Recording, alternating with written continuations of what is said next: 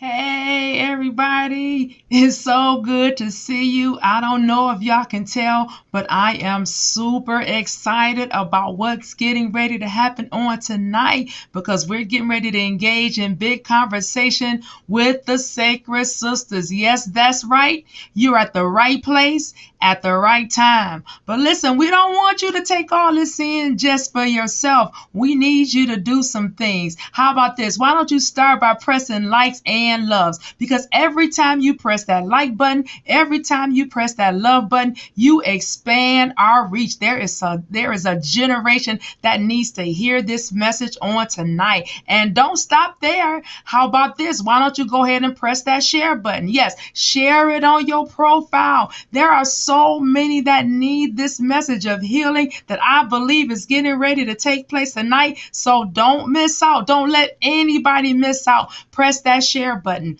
How about starting a watch party too? You can engage in a conversation within the conversation and make sure by all means that you are checking in the comment section. While you're in the comment, type somebody else's name. You can tag them along in this conversation. Press the share button. Make sure you're starting those watch parties. Put your likes up, put your loves up. Make sure that you are commenting, flooding the comments because we are getting ready to engage in a big conversation. And here, listen, not only do we talk big, but y'all know we give big. And so at the bottom of the screen, you will see all of the ways that you can give to Third New Hope, whether it be PayPal, whether it be Cash App, Givelify, or at the Third New Hope website. Whatever method or means you use, make sure that you are giving. Listen, I'm getting ready to get out of y'all way because something big is getting ready to take place in the sanctuary. Sister Mya is leading this phenomenal group of panelists, and they're getting ready to talk big. So let's go into the sanctuary and talk big with them. See y'all in a minute. Welcome to the sanctuary. Right now, we're all dealing with some challenging situations where all we can do is believe in God and go big. For me, it's balancing my family, personal goals, the guilt of pursuing something that's just for me. Often, it just really makes me question if I'm doing the right thing. For you, it could be caring for an ailing loved one, personal sickness, grief, loss of direction with your children, etc. Our discussion today will remind you that we are not alone in the journey of motherhood. We'll unpack self-care, health, grief, internal guilt, and unrest. Our panelists are no strangers to T&H. To most of you, you have had some type of encounter with these sacred sisters. They have so graciously agreed to come and be a witness that through it all, they decided to go big and believe in God. Welcome, Wynell, Sherry, and Ebony. Ladies, welcome to the Sacred Sister edition of Go Big. All right, so I'm gonna start with Wynell right in the middle. I know you guys thought I was gonna start to the side. I'm gonna start in the middle. Wynell, can you tell me about yourself in 1 minute or less? And then also give me 3 descriptions of how you would describe motherhood right now. Okay, well, I'm Wynell Pitts. I've been here for about 12 years. I have 2 children, one in college and one in the 10th grade. I work full time. Right now it's virtual. Right now, 3 words to describe motherhood would be excitement, anxiety, and joy. I think I could relate to all 3 of those on any given day of motherhood. Ebony, how about you? Hey ladies, I am Ebony McCann. I am a wife, a mother of 5, a 38-year-old, and almost 30-year-old, a 28-year-old, a 14-year-old, and an 8-year-old. Yep, I Yeah, have wow. I have a 37-year-old. I'm tired. Those are my bonus children. I work full-time. I work from home with my children, and parenting or motherhood right now is some days rewarding, more days confusing and frustrating. So that's my truth. I think I can relate to those too. How about you, Sherry? Hello, ladies. Again, I am Sherry Searcy. I've been here at Third New Hope for about 30 plus years. I'm currently working from home, like my sisters here. I have a college-age daughter who I can say congratulations to. She'll be graduating. She's 21. And what can I say about motherhood for me? Like my sisters, it's both rewarding. It causes me anxiety, but I love being a mother. I enjoy it. So I think our sentiments are the same, right? It's the most joyous, hard, rewarding, frustrating, tiring job we can have, right? And someone described mothers in 5 words as the best chef, the housekeeper, the nurse, the disciplinarian in most cases, and then also the support system, the cheerleader, right?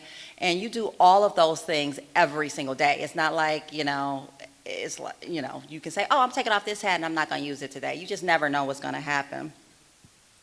So I'm going to start with you, Wynell. We're here and we're talking about how mothers can take time to really just self-reflect, and then also how while you're doing that, you are believing in God, right?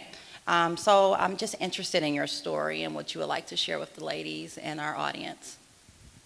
Well, at the end of 2018, I was diagnosed with stage 2 breast cancer. So my faith had to kick in quick. 2019 was surgery, chemotherapy, radiation, and with being a mom, and I was on the go all the time, everything. Can I go here? Can we go here? Can we do this? Yes, yes, yes, let's go, let's go. But in that moment, I had to step back and access the situation like, okay, I just can't. I can't do everything. I can't be everywhere, and I can't. So in taking care of your health, one of the main things that was important for me was to take care of myself, to remain positive, to get rid of negative energy, to say no. There's power in saying no. And you have to do those things for yourself, for your mental state, and for your physical. It's just important to take that time for yourself. Thankfully, everything's okay right now. I'm on the other side.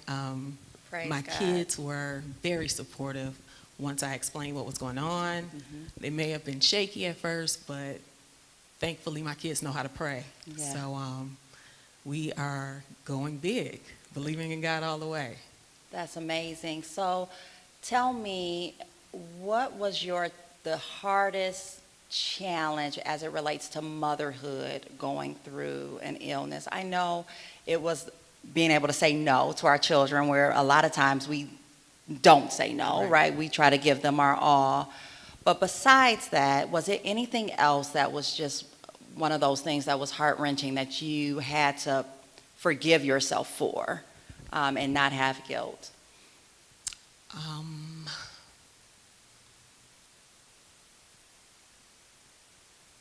Not that I can think of. Mm-hmm.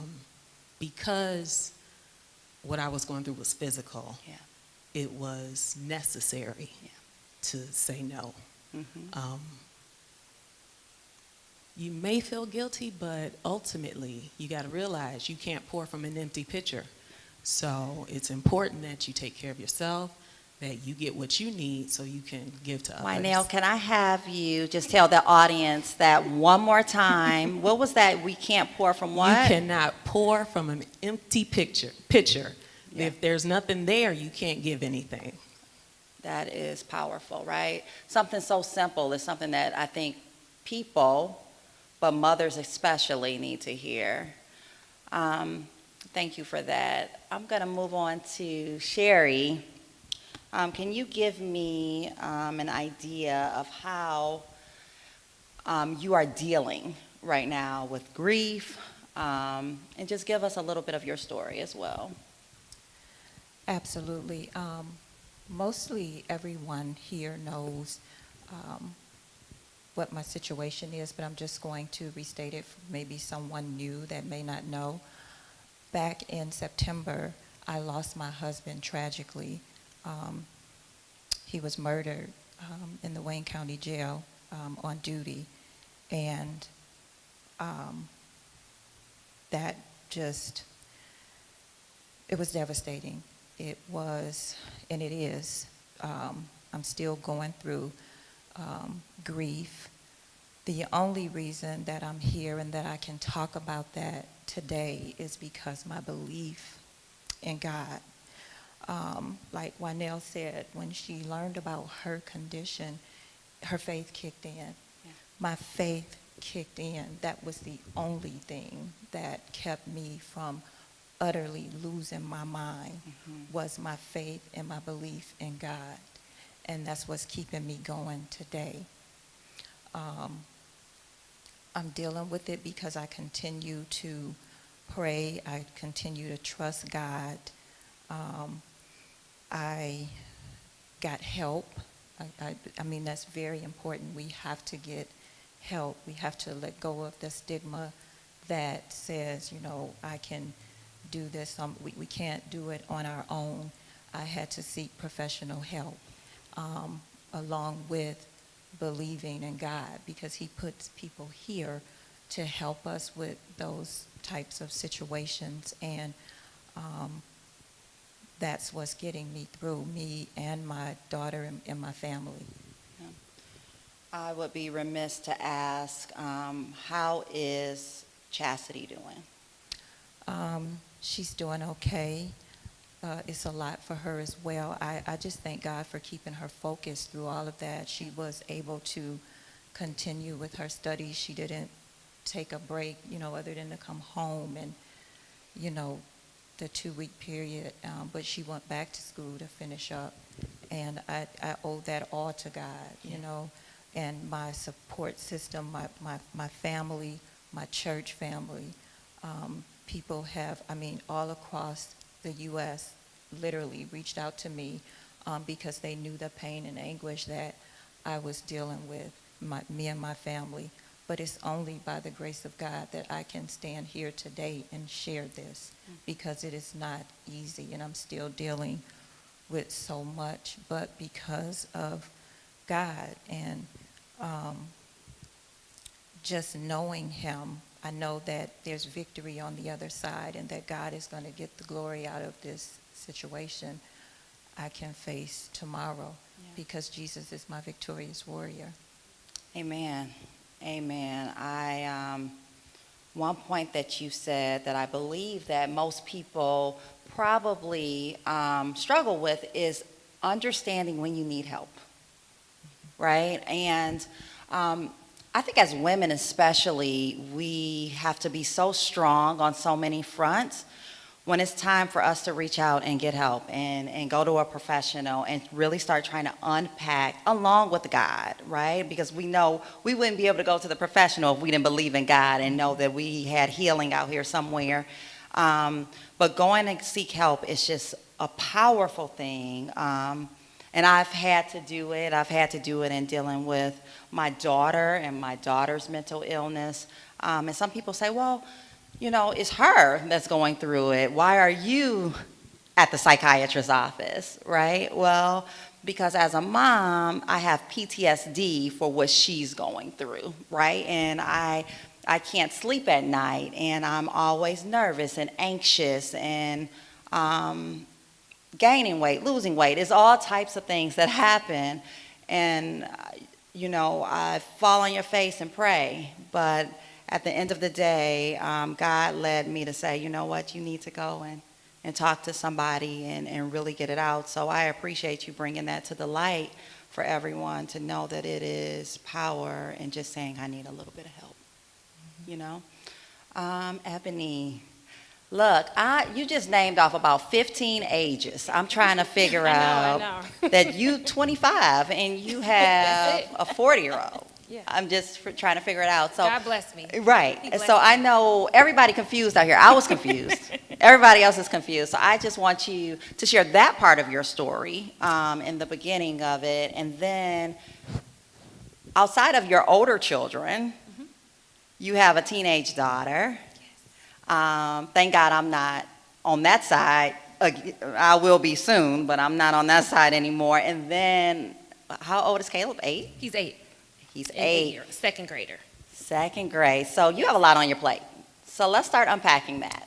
Okay, so I, driving in tonight, had to really think about what I was going to share. But I realized that, you're my sisters, and I need to be transparent. My story is real time. And so I am experiencing this today, in this moment, right now. So to go back, I was blessed to marry a man who had a family already. And I know we all say, I would never. That's not my story. He just so happened to have a child that was a year younger than me.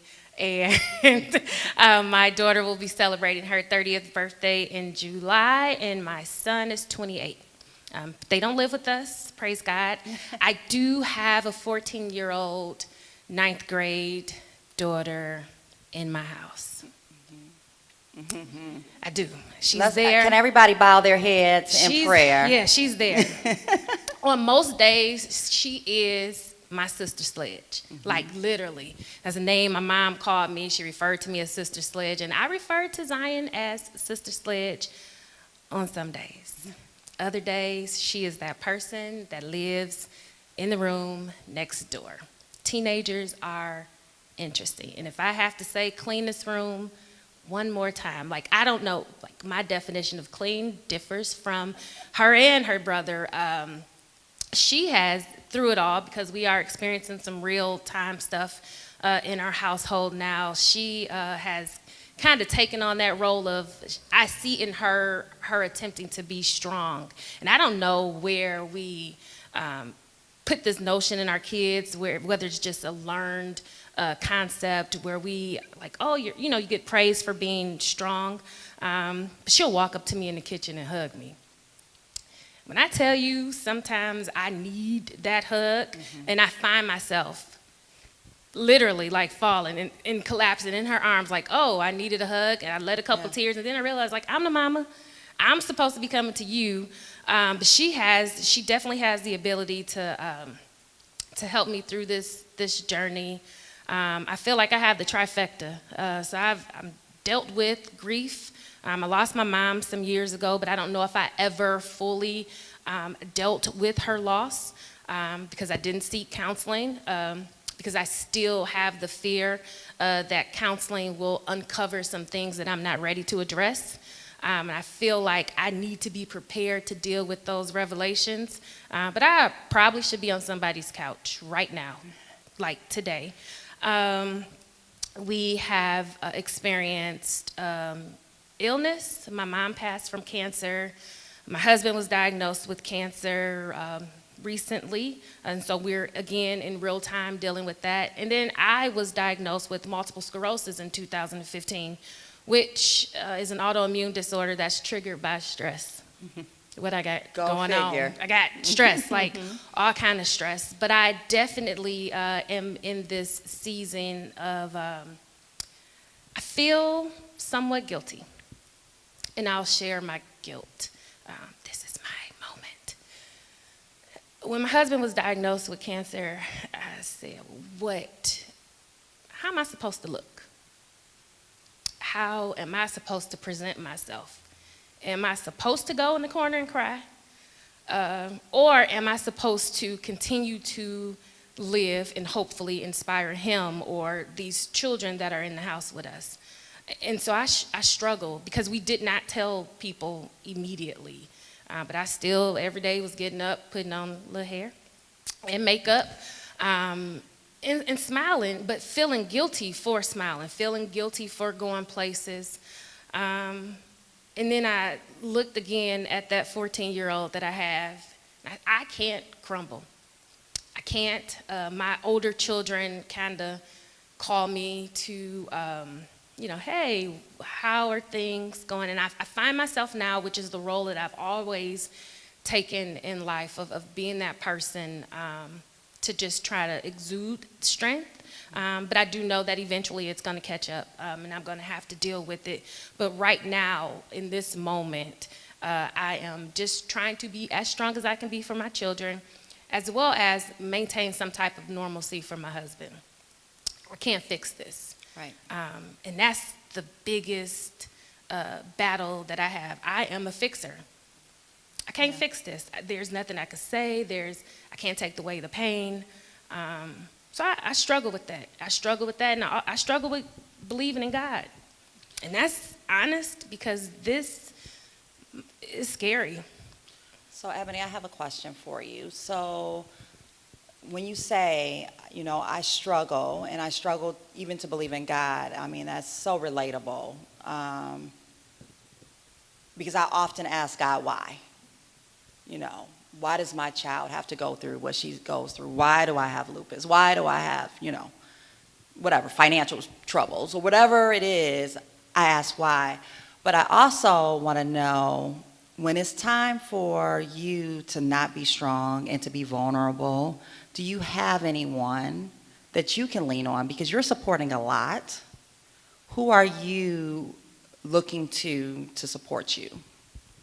So I have support. I have women who call in and check on me without expecting anything of me, from me. But I also learned that during this time that there were some relationships that I needed to reduce. Just reduce contact, reduce communication, not share as much. Because as women, no matter how much a person says that they, understand, sometimes they don't.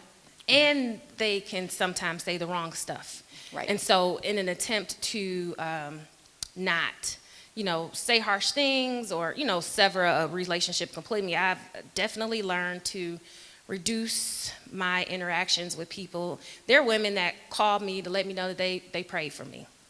And I thank them for that, because there are some days I can't pray.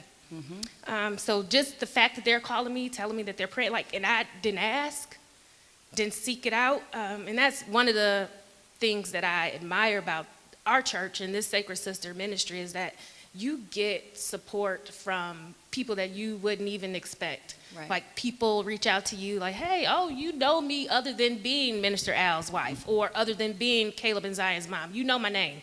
And so just knowing that there are women that can stand in the gap for me when I don't see the gap, and not ready to address the gap. So that's who supports me. And it's enough of them, too many of them to name. All right. And it's funny. I think even when I joined Third New Hope, probably 15 years ago or so, that's what I loved about this church, right? I have been to many churches, grew up in church. It is no other church to have a ministry of women who genuinely love you. Right? And like you said, people would show up at my house when things were happening. I'm like, how did you even know where I was? Right? But the word gets out around these women, and you can't stop them. You can't stop them. They come, and I think we're all blessed with that. And to your point, I think Wynell had said she had to get rid of the negative, right? Yeah. How do we see that? Like, what was that discernment? And I'm going to have Wynell answer it, and then Ebony, I'm going to come back to you. But how do you discern, genuine concern, and then that negativity or maybe nosy concern? You can tell. It's maybe not off jump, but eventually you'd be like, okay, you know what? You're not 100% for me. So I'm going to ease back on you.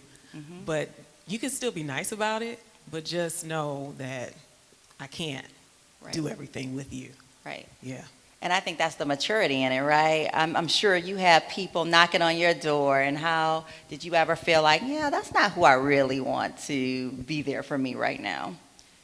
You really do have to guard yourself in your mind. Like Ebony was saying, it's so important to take a step back. Right. And it's something that's instinctive, that you just kind of know who's real and who's not. And like Ebony, I've always been the type of person to be in control of things. But when that happened with my husband, I had to, there was no way of me being able to control that. And that was hard for me. It wasn't easy, but I realized, and people saying, you know, close to me saying you need to get help, is me seeking the help. But you do have to quiet yourself to be able to hear from God. You have to guard that. You do, and protect yourself. And just have that circle of women that you can truly trust. Like you say, they'll call you, I'm praying for you. And sometimes I felt like you, that I couldn't even get a prayer through going through this. But my aunt told me, she said, even if you just say, Jesus, God help me, that is a prayer. God hears us. So even in your times like that, if you can just say, Jesus, God, I need you, he hears that and he honors that. But being able to guard your mind and protect yourself, that's key to healing. I believe that to be so true, and I believe that when you talked about Zion just coming into the kitchen and hugging you, our children know what we need. And Summer is 7, and I lean on her sometimes, and sometimes they are stronger than we are. So it's not a thing of just saying, you know, I'm supposed to be there for her, because the reason why she could do it for you is because you've been there for her. If you hadn't been there for her, she couldn't have done it for you. She wouldn't even have the desire to.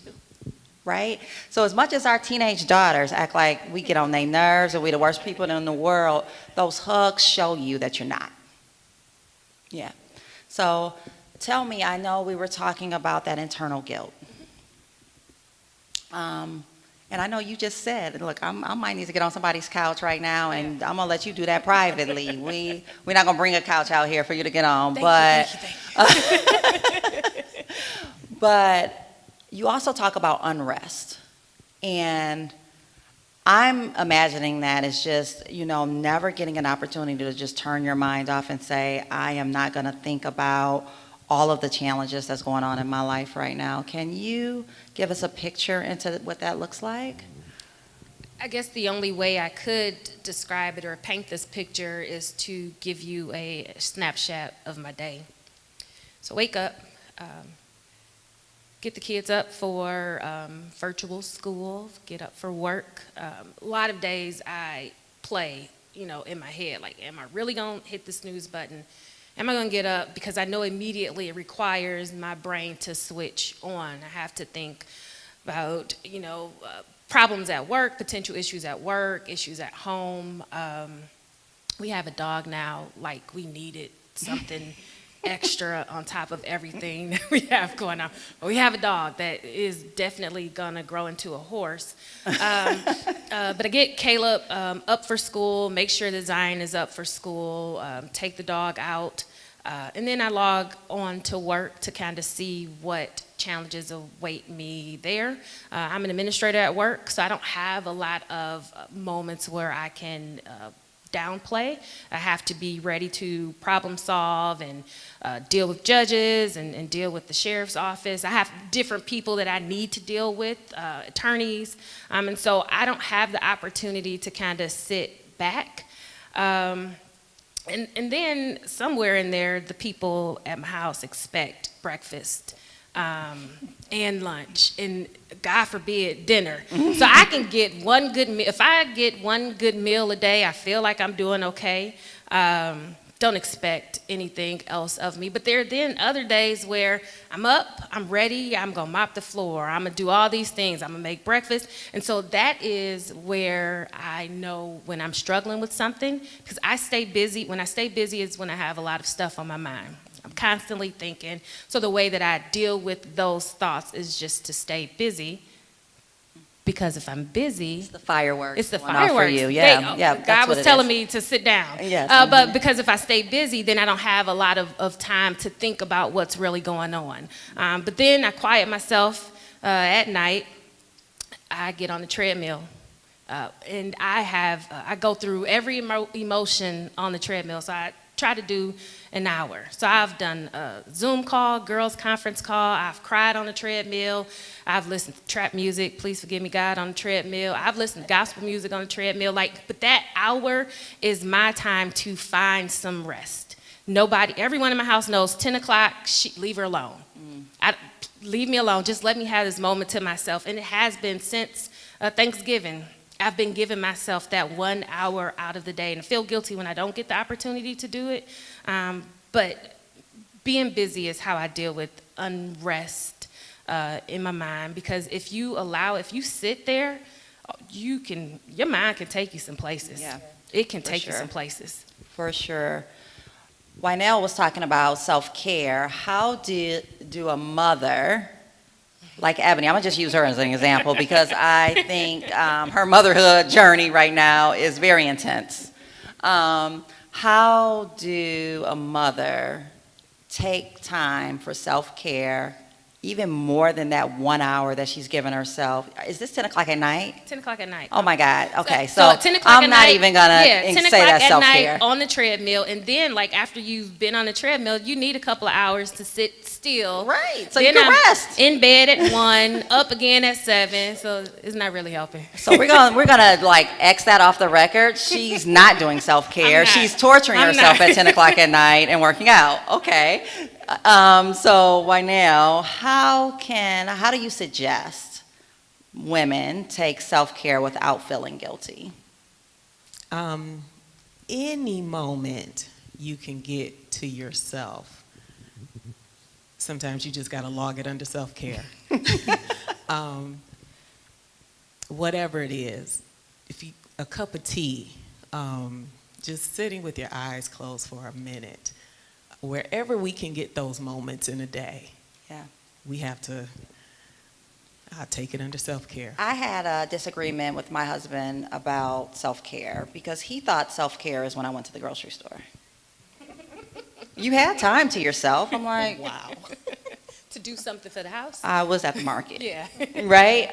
But you're right. I used to go in the market and just go down every aisle so I wouldn't have to go back home and visit those people that live in my house. So, you're right. Every moment that you can mark as self-care is self-care. How are you, Sherry, getting any type of self-care these days? I find myself meditating, just sitting quiet. I love gospel music, so I will turn on my gospel music. I used to enjoy cooking, but I haven't gotten back there yet. But meditating, that's a place where I can, just think just let my mind be quiet and still so that I can receive something from God, That's my self-care. Does anyone have like a prayer space in their home, like a particular place? I'll be transparent. I said I had one. I went in there once and I didn't go back.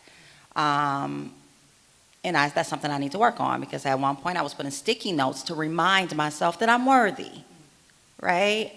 And that helped. Like I didn't get that particular time to go in my prayer closet and pray, but when I felt like encouraging myself and I would just write out, Mya, you're great.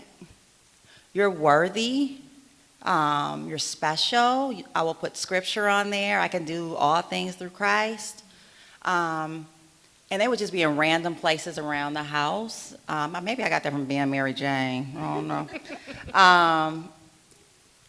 That's how I was able to encourage myself. But do any of you have like an encouraging place or a prayer space or something like that that helps you to remind you to center and go big? I'll chime in. I thought I did too. There's a half bath off of the kitchen, which who uses the kitchen? I do. And so I put my makeup and things in there, and all of my jewelry and accessories, a couple little pictures. But I have that teenager. So no, it's not for me. I feel like it's a shared space. Most times I try to go back there to have a moment. She's there. And just there in my things. And then I stopped, getting upset when I found other people using this, because there's a whole nother restroom down the hall, and there's another half in the basement. But for whatever reason, people in that house have started. You are a glamorous they've mama, they've of started course. using that restroom. So no, I don't have a space to myself, but I think that would be amazing if we could figure out a way to incorporate. Other than your car, because your car then or your treadmill. Yeah, that part. But I find myself sitting at the grocery store in the parking lot, and the phone rings like, "Hey, where are you?" Just sitting here, looking at the people. For sure. Do you have a space? Not in particular. It's just you can be walking through the house, and whenever that moment hits you, you just, you'll take that time, pray, whatever you need to do. Yeah, just anywhere in the house works. So I was thinking about like next steps, right? I'm a project manager at work, so it's always next steps. When you think about Sherry, healing is not going to take place overnight. It's not going to take place in 20 years, whatever. But what is like your next step that you're just trying, like that next goal that you're trying to reach? And it doesn't have to be in relation to grief. It could be anything, any type of accomplishment or something that you want to get to next in your life. Well, yeah, the healing is ongoing. Day by day, God has given me daily strength to, get through it. But for me, I got my real estate license, and so I'm working toward that. That was something me and my husband had started, as a part of our plan for retirement. And so I'm building my business. That's what I'm looking forward to, and that helps me. It brings me joy. Helping people build dreams and relationships. So that's what I'm moving toward. And it's you doing something for you. Something for me, something that I enjoy, that I don't have to feel guilty about, because, we as mothers, as women, we feel like we have to help everybody. Right. And so, now it's time for me to help me. Yeah. I can share that sentiment. I'm back in school to get a master's, and Summer, the other day we were driving, and I said, I'm not going to do schoolwork today. She said, will you do that just for me? That was the most guilty, loving thing that she could have ever said to me, because I'm like, God, I'm not paying my child any attention. I am here at home. I work from home. But I'm so consumed with just finally being able to do something just for me. And it's probably affecting my kid.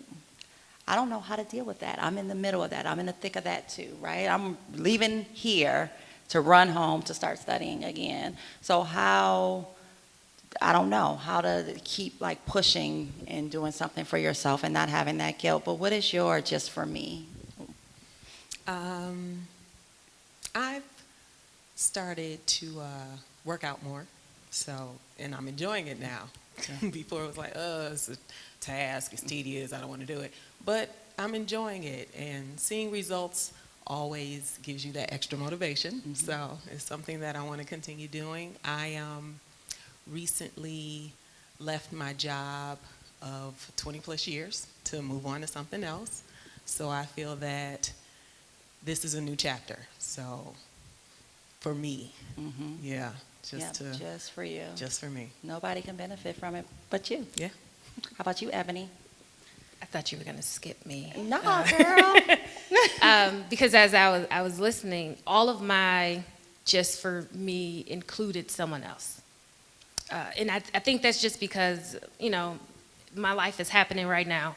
And so I'm just trying to get to the next doctor's appointment and see what, happens there. But as it pertains to what do I do for me, I will say that maybe 5 of 7 days I do get up and put on makeup for me in the bathroom by myself. In that moment, that transformation, I get to start over. It's quiet. No one's bothering me. So I do get to do that for myself. I also listen to a lot of podcasts where I can do that for myself. But I thank you both and all of you for your suggestions, because it is important. And I'm sure somebody else out there probably has not identified what it is they do for themselves. So don't let me be the example. Take the lead and figure it out, because we need to do something. But maybe as the weather gets warmer, maybe those walks, I probably need to incorporate them, because life is life right now. It's life. Life is life, and we can't predict it. Nah. We can't predict it. The only thing that we can predict is that God is our constant. Yeah. That's it. Even when we are a little angry with God, even when we are questioning God, He's our constant. Everything else is just, it comes and goes, and we can be as strong as we want to be and try to be as strong as we want to be, but we can't predict it. We can't predict it. Ladies, I want to thank you for being transparent. I know our audience want to just thank you for coming to be transparent. And I don't know if you each want to just say something directly to one of our sisters in the audience to encourage someone who may be going through the same thing or a similar thing as you. And just to let them know, you are not alone. We are all facing challenges, but we're here for each other. So I'm going to let Ebony go first, just sharing with one of our sisters how to get through.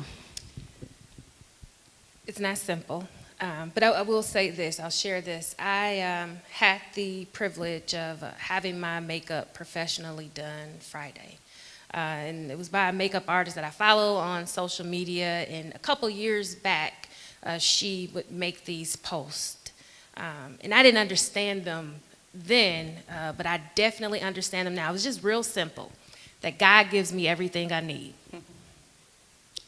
Is that Rashida? Rashida the Glam Dr. Williams. Yes. God gives me everything I need. Yes. Didn't realize it then, but everything I need, whether it's strength, it's courage, a shoulder to cry on, God, He gives me everything I need. So in those moments where I don't know what is what, just knowing and having comfort and believing big, because I'm believing big that He's going to continue to give me everything I need, that He's going to work out whatever it is that I'm experiencing, whatever it is that you're experiencing. But I just have to, the only saving grace is that God gives me everything I need. That's all I got. Wynell? That's all you need. That's all you need. that sums up everything. Yeah. But yeah. I guess we can kind of close it with that. Sherry, do you have something that you would like to share? I'd just like to share with my sisters or anyone that's dealing with grief. Allow yourself to grieve. Allow the process to happen. Don't suppress it. Seek help. Pray. That's the first thing. And if the only thing you can say is, God help me, or Jesus, that's getting a prayer through, because God knows our heart. Guard your mind. Surround yourself with positive people. And just allow yourself to go through the process. There's victory on the other side. That's how I can face tomorrow. And Jesus is my victorious warrior. And I just thank God for where I am and being able to share with you all and be here today. Well, everyone, I think that sums it up. God gives us everything we need, and when you don't have the strength to get a traditional prayer out, just call his name.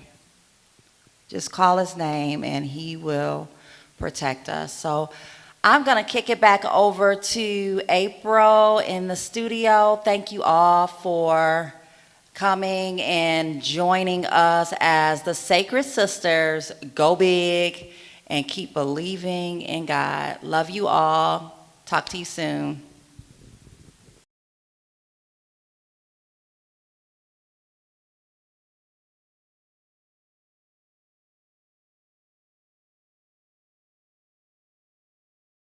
Wow, I told y'all this was going to be one amazing evening. Didn't your hearts just burn within you? Listen, thank you so much, Sherry, and thank you so much, Wynell, and thank you so much, Ebony, for sharing with us. Thank you for opening up your lives and being transparent before the people of God. You have blessed us tremendously and reminding us that God will provide for us. And I just need somebody, anybody who knows that God is a provider. Go ahead and put it in your chats.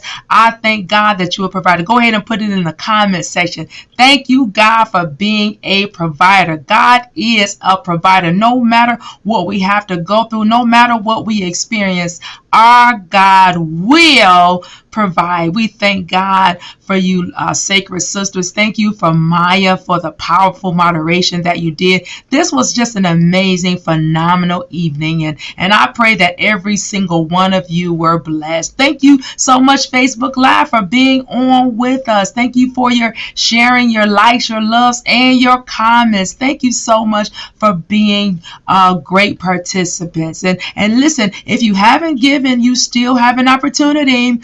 All you need to do is go on thirdnewhope.com or use Givelify or use PayPal or use Cash App. But whatever you use, make sure that you are giving. And Sunday, this Sunday is Mother's Day, and I will be preaching. So I need y'all to be praying. Pray that God will just use me mightily to bring a message to the mothers and to the women of God. It's been a great evening. We thank God for your presence. We look forward to seeing you Sunday at 10 o'clock a.m. worship. Listen, until then, God bless you and be your peace. In Jesus' name, amen.